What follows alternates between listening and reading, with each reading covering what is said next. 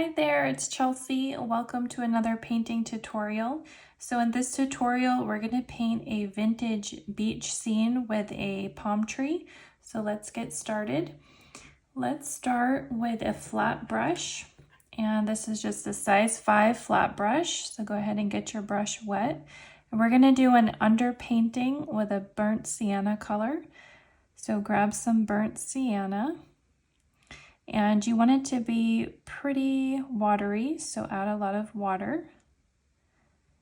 Okay, and then let's just kind of go over the sketch that we did. Can do the branch. We can put in some of these mountains, kind of like rocky beach type of shapes. And also make sure you use some masking tape or some washi tape to tape around the edges before you start. Okay, so we're just putting in the landforms as we see them. Can be kind of a rough or jagged edge at the top. And then very carefully we have these little cliffs in the background, cliffs or mountains. And then I can put in kind of the fronds for the palm tree. And then I might put in some of the clouds. And this is an underpainting, so it doesn't have to be precise. And you want to start thinking about your values.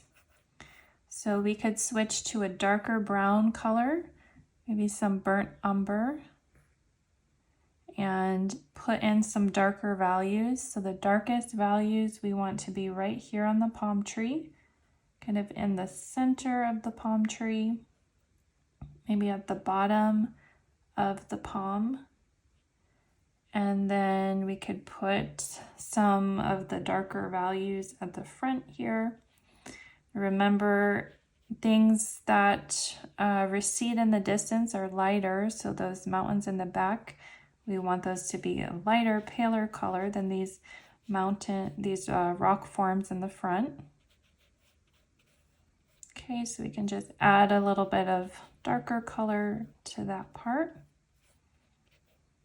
Okay, so that looks good. And maybe you could grab a larger brush and let's put in an underpainting for the sky. I'm going to grab a size 7, also a flat brush. And then I'm going to take some of this teal color and go ahead and put that in the sky as an underpainting.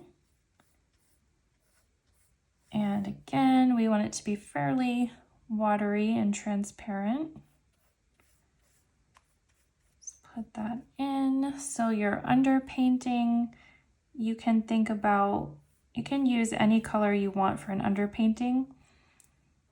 And sometimes you could do like a complementary color, and that can kind of make things pop. Just want to do this pale green. Okay, make sure I have enough water so that my paint flows more easily. And make sure you're using some type of watercolor paper, something that's been sized, otherwise this will not work very easily. Especially when you do multiple layers on a paper that's not meant for watercolor, it just starts pilling and the paper just starts breaking down and getting destroyed.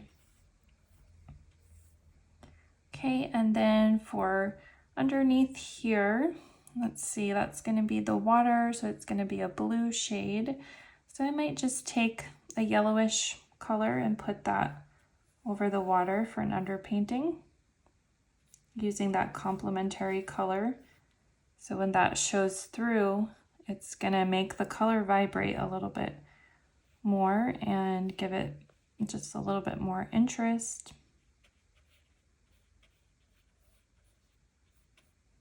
Okay, almost done here. Okay, and if you wanted to let that dry a little bit, if you're following along and you're doing this on your own, you might want to let that dry before you move to another layer, but I'm going to keep going. So next I'm going to put some green paint on those palm fronds, and I have this kind of a army green color. This one was pre-mixed out of a bottle, and so I just want to carefully make those shapes of the palm tree leaves, trying to do it in one stroke, being economical with my brush strokes. And I want it to look a little bit abstract. I don't want it to be very exact. Okay. And then you can kind of let that dry. Okay, so one thing that I'm doing is I'm trying to mix my colors with this tan color, and that's what's giving it the vintage look. So next we can let's add some blue to the water. And let's go ahead and pick up some of the darker blues that we have and put those here in the water.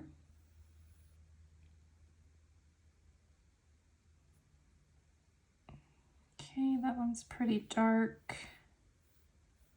Let's go ahead and add that. And the water, let's see, it does go all the way over here on the other side of the palm tree. So we're using these larger brushes, and that's going to give you a more loose kind of impressionistic look to the painting, which is what we want, and that can be fun. When you're not being too serious, it's fun to paint in that looser style.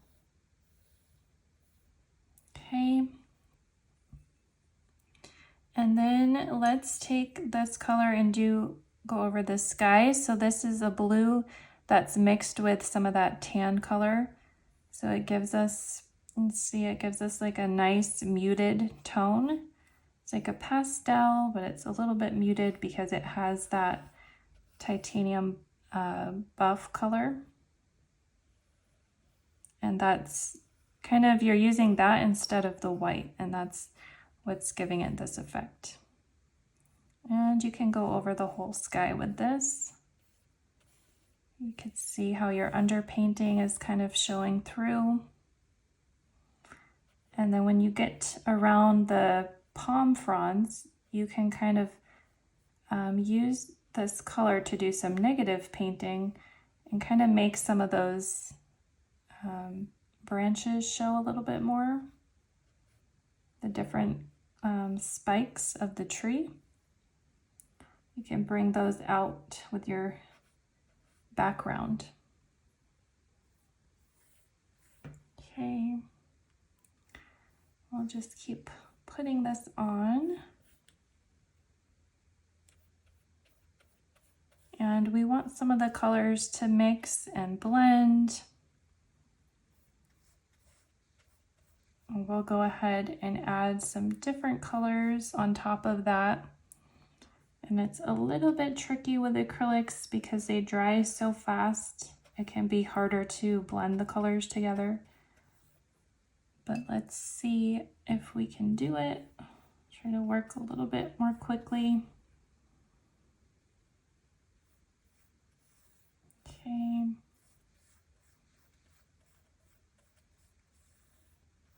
Okay, so we covered up some of that palm tree, but that's okay.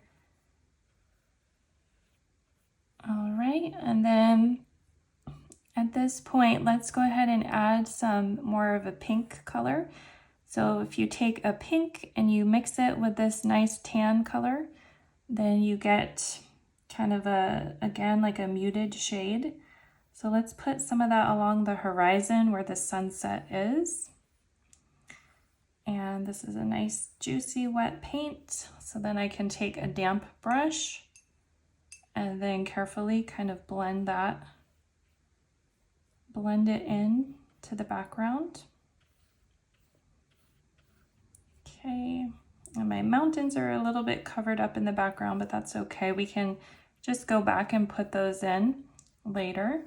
And then let's dance that pink around the canvas and some other areas slightly, but not too much.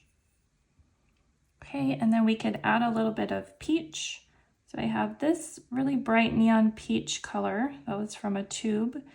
And if you mix that, let's take some of this Titan Buff and mix it and see how that gets like a nice muted peachy color. And then let's put that into the mix along the horizon, just making a sunset and kind of blending. Okay, so that looks good. Now let's say that we want to put some clouds in there. And for that, I'm going to switch brushes. Let's put this flat brush down and grab maybe a size 2 filbert. And let's take a little bit of the yellow. This is like a pastel yellow that's also from a tube. I love working with pastel colors. And then let's see if we can just take that pastel yellow, see if we can dance some clouds in there. Okay, you can see that it's, the background is still pretty wet, so it's kind of blending in with the background, but that's okay. And because this is a filbert and it's got a round edge, that just makes it a little bit easier for you to paint something that has round edges, such as the cloud. Okay, we could add a little bit of white just because that's blending so much with the color that we have in the background. I can go ahead and add kind of some straight white.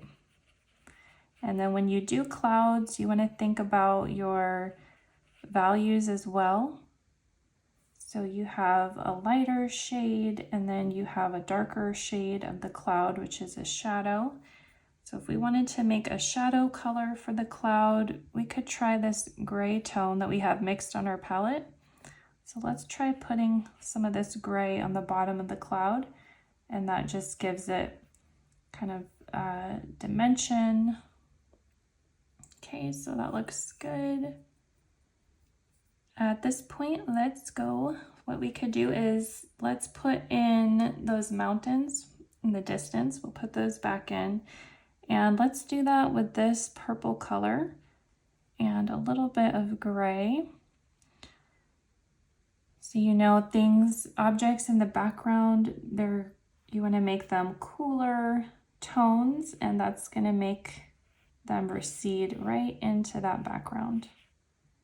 So you can just take the purpley color and put those cliffs back in. Okay, and maybe add a little bit more of a blue color and see if that cools it up a little bit more. And just put that in.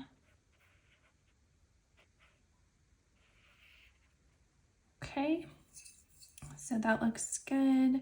And next, let's switch back to our size 5 flat brush. Let's take a darker color. We can take this Van Dyke brown or burnt umber and then add some darker tones into this rock just to give it a little bit more of a definition, give it more form. That's what you use your tones for in your value changes. You use those to build up your forms. Okay, and then I might pop a little bit more back in to this palm tree where I want the darker values to be. Okay, so that looks good. And then let's see, I see at the top of the page, I just need to put a little bit more blue, as I think I have some white parts that didn't get painted. Just be careful when you're going around that tape. And I can just maybe clean up this edge as well. Just blend everything in. Just have like a few white spots as the paint dries that are kind of showing up that I want to cover and kind of smooth out a little bit. Okay, So that looks good, and let's add some more green into those fronds, because you can see as it dried, it kind of got a little bit too transparent. Just put that back in, and then you probably want to add a darker value there. So you could take some of this Van Dyke brown, mix a little bit of that green, and see if that can give us our dark value for the tree, and then just put that in certain places where the shadows would be. Okay, so that looks good, and now let's work on the water. And we can just do some of that blue, kind of cover up some of that yellow color. Just carefully go around the palm tree. Okay, and then we can think about, what does the water do with value? Probably gets lighter as it gets closer to you, so you can add some blue paint that has a little bit of white in it, and then just put those strokes in. It's okay if it gets, let's take a tiny bit of white and just add that in, because the paint is quite wet, so it's blending pretty nicely. Kind of smooth that out.